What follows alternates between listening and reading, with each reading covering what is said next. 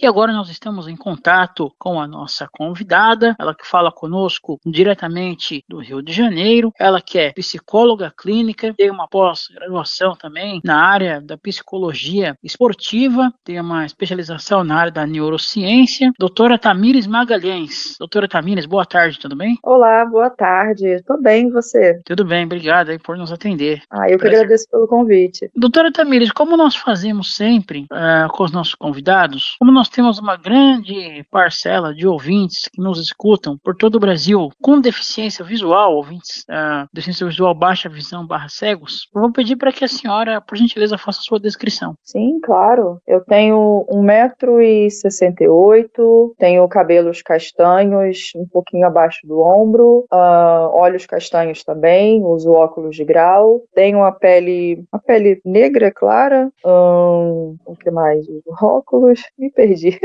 O que levou a senhora a ingressar na área da psicologia? Olha, essa é uma pergunta que muitas pessoas me fazem e eu sempre fico um pouco confusa para responder, porque eu vejo que tem muitas pessoas que já sabem o que querem fazer há muito tempo, tá na escola, já sabe qual faculdade quer, porque é uma coisa que sempre gostou, ou é um dom, algo do tipo. E eu sempre fiquei meio perdida ali. Eu não sabia muito bem o que eu queria fazer, estava terminando a escola e ficava pensando qual faculdade seguir, que área seguir. Então eu meio que fui vendo as opções que tinham, os cursos que eu poderia fazer, e fui vendo qual que me interessava mais. E aí eu cheguei na psicologia, fui lendo sobre psicologia e pensei, interessante, essa área combina aqui comigo, então eu vou tentar. E aí eu decidi fazer a psicologia, comecei a faculdade, e no começo eu estava super empolgada, pensava, caramba, coisa linda, eu vou fazer psicologia, vou ser psicóloga, vou entender as pessoas assim super rápido, assim que elas me falarem alguma coisa, já vou entender o que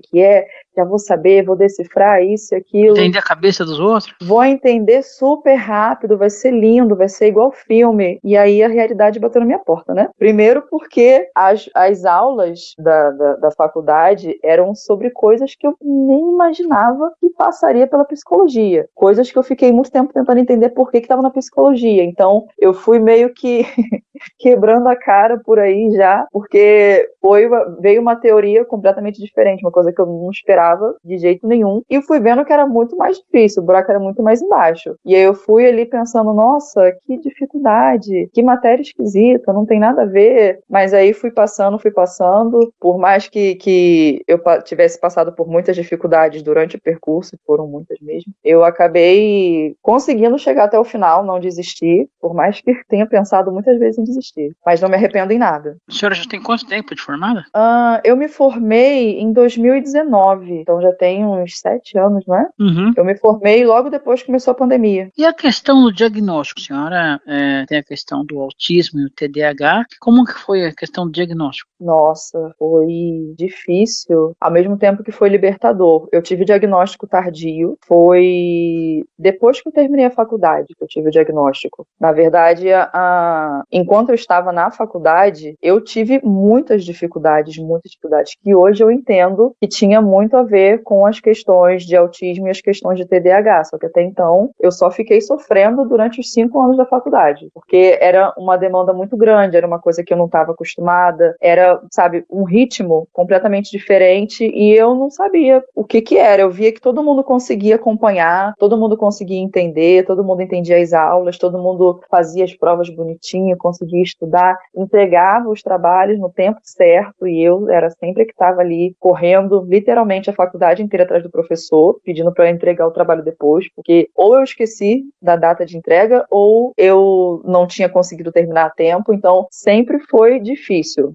Esses 5 anos da faculdade foram um período muito difícil. E quando eu estava lá, eu não tinha a menor ideia de autismo e de TDAH. Por mais que seja uma faculdade de psicologia, sim, também fiquei chocada depois. Não falaram sobre a neurodivergência. Quando chegou num período que falaram sobre isso, foi uma coisa bem, bem rápida, sabe? E focada na infância, como a maioria das pessoas acabam fazendo. Então, se passou por mim, passou batido e eu não consegui absorver aquilo. Foi no período da faculdade que eu descobri porque eu estava no percurso da faculdade, eu estava indo para a faculdade no ônibus, era um período que eu passava muito tempo em transporte público, indo e voltando da faculdade, porque era um pouco longe de casa. E E aí eu ouvi uma conversa no ônibus de duas pessoas, dois amigos que se encontraram e conversaram sobre tudo, sobre a vida de um deles lá. Eu acabei ouvindo tudo, porque eles estavam falando muito alto na minha frente. Então, eu estava lendo meu livro, como eu ficava muito tempo no ônibus, eu lia muitos livros, e aí ele estava conversando tão alto, tão alto, tão alto, que eu não conseguia mais prestar atenção no livro, e eu desisti do livro, e fiquei lá só ouvindo a conversa deles. Gente, não me julguem, tá? Eu ouvi a conversa deles, mas foi sem querer. E aí ele foi falando sobre o diagnóstico dele de TDAH. E ele foi falando, e eu pensando, caramba, ué, eu faço isso também. Nossa, que interessante. Ué, eu pensava que era só eu que fazia isso. Eu pensava que era sei lá, que eu era esquecida, desastrada, atrapalhada, preguiçosa. Interessante. Então existe um nome para isso, existem outras pessoas que também estão passando por isso. Vou ter que descobrir. E a partir daí eu comecei a procurar sobre TDAH. Até então eu estava procurando só sobre TDAH. Mas na faculdade eles te rotulavam? Não.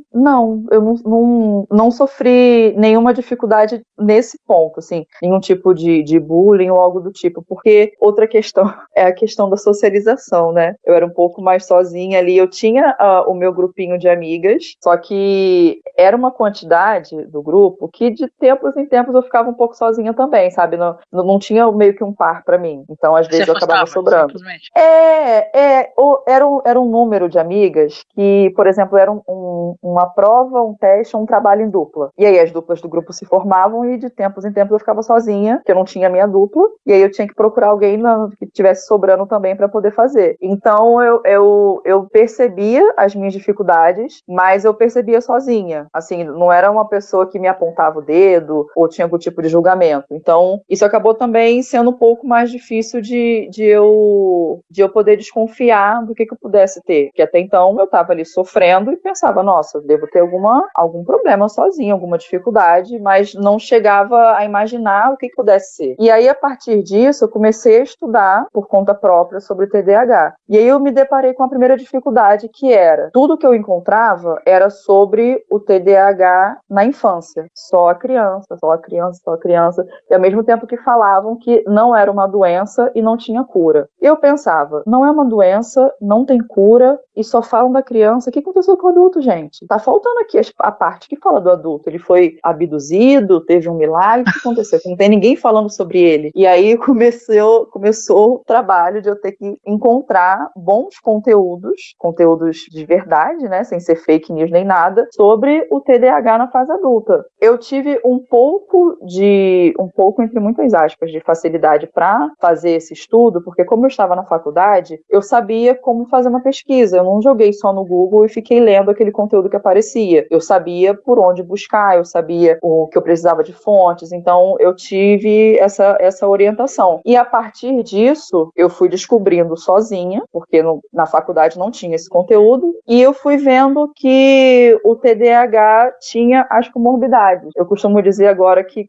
eles andam em grupinhos, nunca andam sozinhos. Eles sempre chamam um amigo para poder participar. Então, tem o TDAH, em muitas situações eles chamam ali o autismo, ou é o autismo que chama o TDAH, e às vezes chama uma outra pessoa ali para participar. Então, foi a partir daí que eu fui descobrindo a existência do TDAH, depois fui descobrindo a existência do autismo, fui me identificando cada vez mais. Inclusive, eu fiz até o meu TCC sobre o TDAH na fase adulta, e foi difícil de fazer, porque era difícil achar um conteúdo sobre isso, e quando eu consegui fazer, que também foi difícil seguir os prazos, né, eu pensei até que eu não ia conseguir terminar a faculdade no tempo certo, quando eu consegui apresentar, a minha professora da banca, que eu adorava, maravilhosa, praticamente não acreditava no TDAH, muito menos na fase adulta. Então eu tive um ponto ali, eu consegui passar, só que ela expressou a opinião dela, que é a opinião de muitas pessoas, que é uma invenção, que são várias coisas, que é uma coisa para vender remédios, uma invenção. Como é que é a palavra? Invenção da indústria farmacêutica, para poder lucrar. Então, a partir dali eu pensei, nossa, isso é difícil.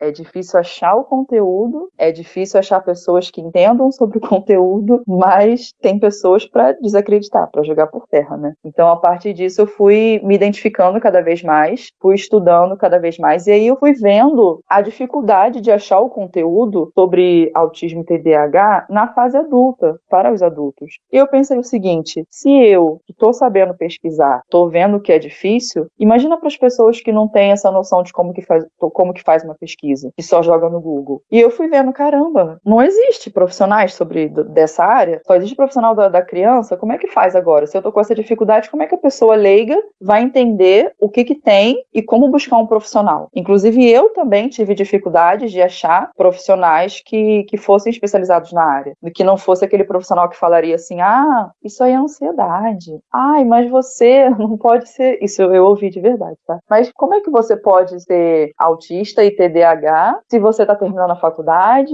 se você tem um namoro de longo tempo? Na época eu estava namorando, hoje em dia eu sou casada com essa mesma pessoa. E aí o fato de eu estar na faculdade, ter um relacionamento, hoje em dia ser casada, já é um critério para eu não estar nos critérios de diagnóstico, entende? Praticamente falavam que... a reação dessa pessoa quando você expôs, eu tenho essa questão do autismo, do TDAH?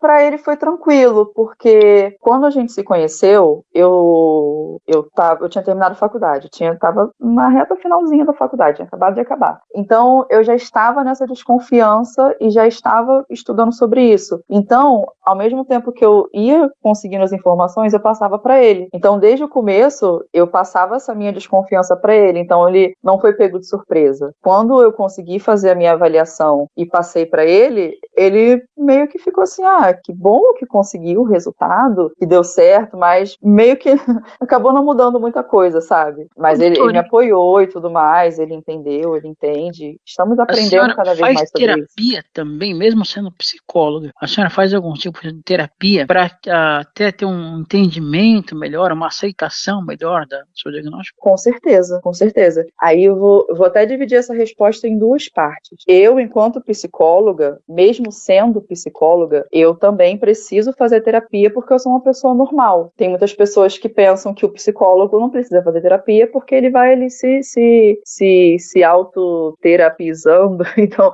não precisa terapia, já chegou num nível máximo de entendimento, mas não é bem assim. É muito pelo contrário. O psicólogo é uma pessoa que também tem seus sofrimentos, também tem suas questões, precisa se entender e precisa de um profissional, independente de também ser esse profissional para uma outra pessoa. Então, o psicólogo tem um psicólogo, o psicólogo do psicólogo tem um psicólogo e por aí vai. E em relação aos meus diagnósticos, eu também faço terapia. Assim, acho que ficou meio confusa. Eu faço terapia além de ser a psicóloga, mas também por conta dos meus diagnósticos, que era uma demanda que eu precisava entender. Eu tive diagnóstico. E agora? Qual é a próxima etapa? Qual é a próxima fase? Então, sim. E a questão dos seus atendimentos, né? Você é psicóloga clínica, eu já vi alguns psicólogos autistas que preferem fazer atendimento online, outros fazem presenciais. Como que você melhor se adapta? Online. Atualmente eu só faço atendimento online, mas eu já trabalhei com atendimentos presenciais. Só que, para mim, por várias questões, eu via que fazia muito mais sentido o online. Por deslocamento, energia, me canso menos, eu tenho mais conforto, tenho mais previsibilidade, eu consigo fazer meus horários. Então, para mim, fica bem melhor fazer online. A questão da psicologia na área do esporte. O que te levou a fazer uma pós-graduação na área da psicologia esportiva?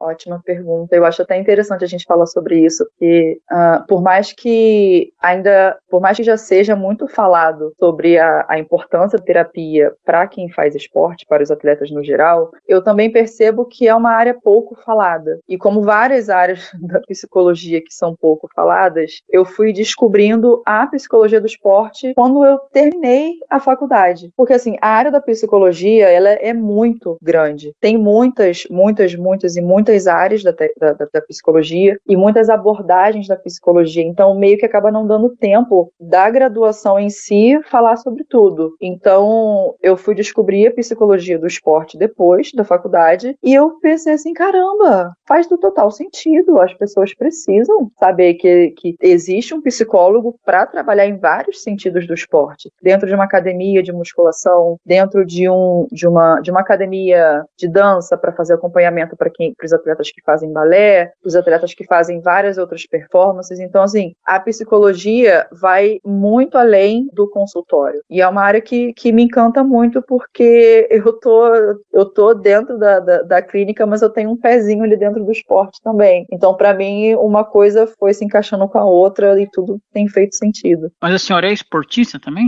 Eu faço musculação, já tem alguns anos. Começou ali um pouco de eu vou, mas agora eu não vou mais. Eu fui um mês, paguei um mês e parei. Na hora de renovar o mês eu não voltei e ficava nesse vai e volta, vai e volta. Até que chegou um momento que eu comecei e fiquei e vi que era muito bom para mim. Física e psicologicamente é uma coisa que sempre me trouxe muitos benefícios. Além apesar, na verdade, das dificuldades que é estar dentro de uma academia para mim. As pessoas me veem na academia, me veem postando foto em academia e devem pensar, nossa, mas não sai da academia, só posta foto de academia. Só que, ao mesmo tempo, é uma dificuldade muito grande para estar lá. Eu sinto que o meu corpo e a minha mente funcionam muito bem quando eu mantenho a minha rotina de academia, minha rotina de musculação. Porque eu me sinto mais disposta, eu me sinto com um humor mais leve, eu me sinto com mais, mais pra cima, com mais ânimo. E eu consigo dormir melhor. Minha mente funciona melhor, é como se estar dentro da academia, não estar literalmente, mas ter essa rotina da atividade física, dá uma organizada na bagunça e na barulheira que é a minha mente. Hoje em dia, até foi um dos motivos que eu entrei em contato com a senhora para fazer essa entrevista, tem os estádios, tem aquelas salas multissensoriais, não todos, mas alguns têm. Inclusive as torcidas, grupos de torcedores autistas também. Eu vi algumas postagens da senhora falando do Vasco, de ir a São Januário, mesmo com todas as adversidades, de torcer. Eu queria que a senhora falasse um pouco sobre isso. Sim.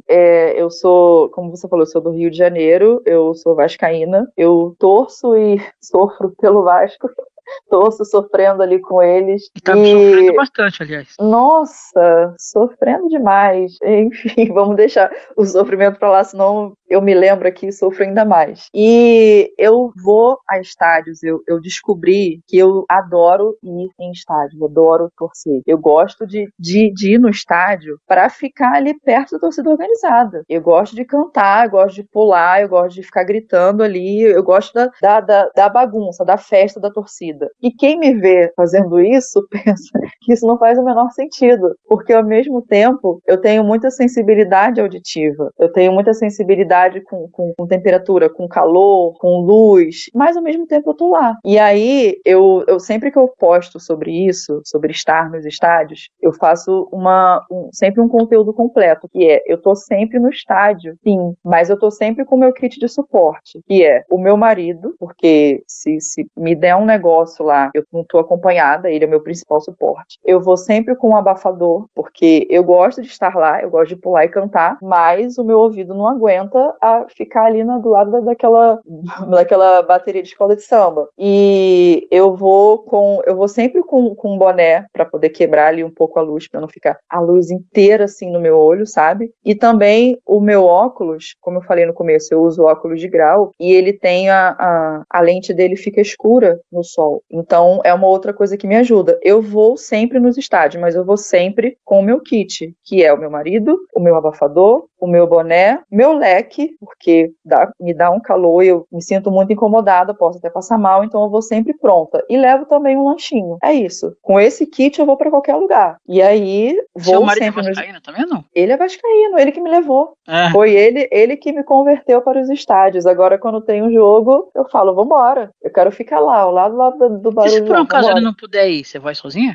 Não vou. Nunca tive essa experiência, porque ficaria muito difícil para eu ir por estar lá, contra esse contexto inteiro, e também pelo deslocamento. Fica muito mais prático se eu estiver com ele. E também também nunca teve essa questão de um pode e o outro não pode. Ou vai os dois, ou nenhum dos dois vai. Então a gente sempre acaba dando um jeitinho para os dois irem, porque os dois gostam. Eu vou sempre com esse meu kit de suporte, que eu acabei de falar, e alguns estádios também têm as salas sensoriais que você falou. No Maracanã, se chama a Sala do Bem, que eu até tenho uma postagem também no Instagram sobre essa sala, sobre as acomodações, e é muito importante ter esse tipo de suporte nos estádios, porque mesmo os autistas tendo todas as questões com barulho, com lugares cheios, com calor, com iluminação, os autistas também são torcedores. Os autistas crescem, os autistas gostam de torcer, os autistas gostam de fazer festa, gostam de comemorar. Não é que eles não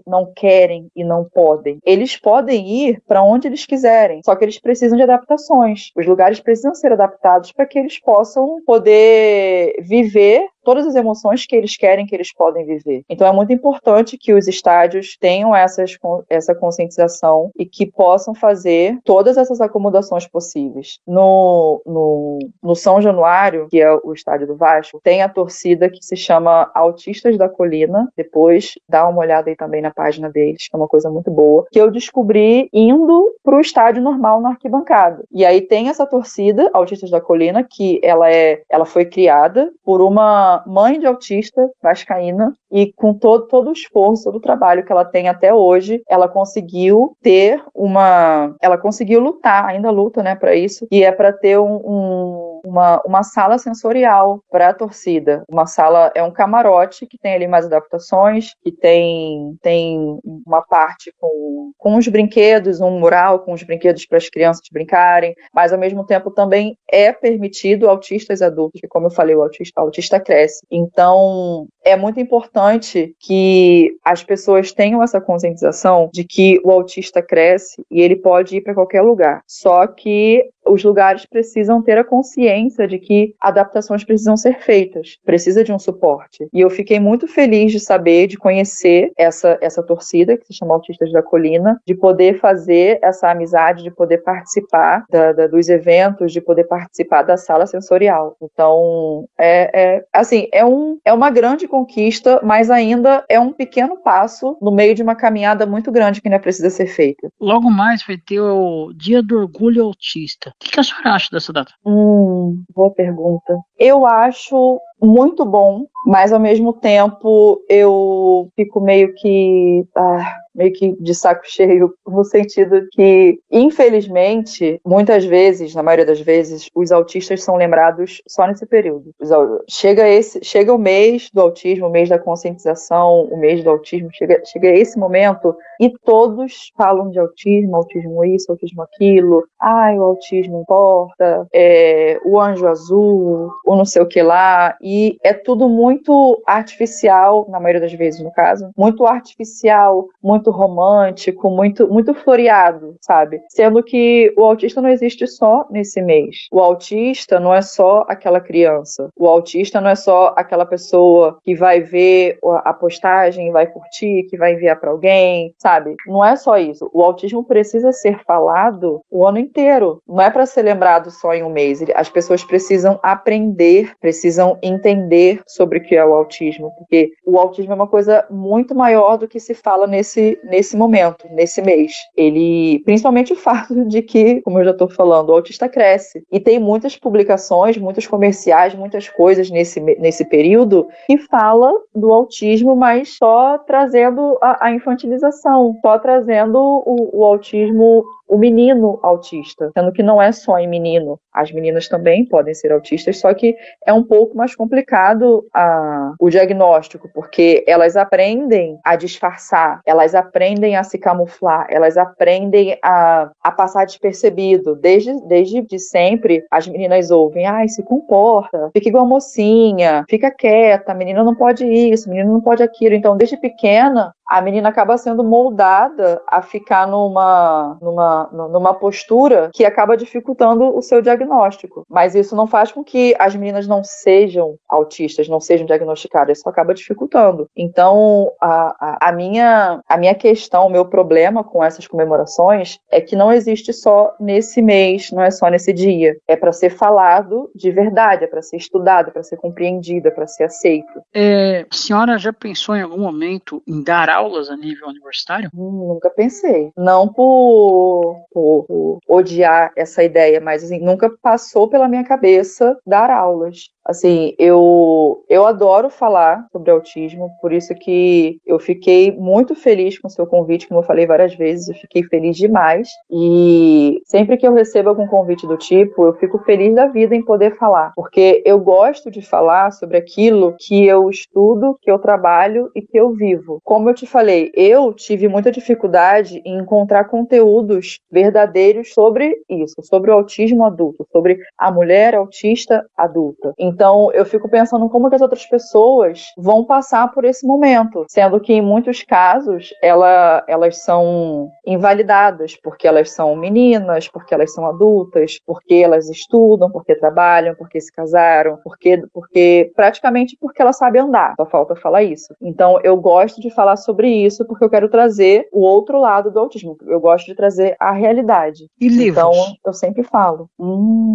Interessante essa pergunta, porque são questões que realmente eu nunca parei para pensar, assim, nunca descartei, mas eu nunca parei para me ver nessa posição. Então é uma coisa que sim, me vejo fazendo um livro, fazendo e-books, trazendo de alguma forma conteúdos que possa ajudar as pessoas. Doutora Tamires Magalhães, em nome da Rádio Paraty FM, programa Espaço da Inclusão também, do canal do YouTube, da Rádio Web Teletema, gostaria de agradecer a atenção, a gentileza da senhora, gostaria que a senhora fizesse suas considerações finais e passasse seus contatos, por gentileza.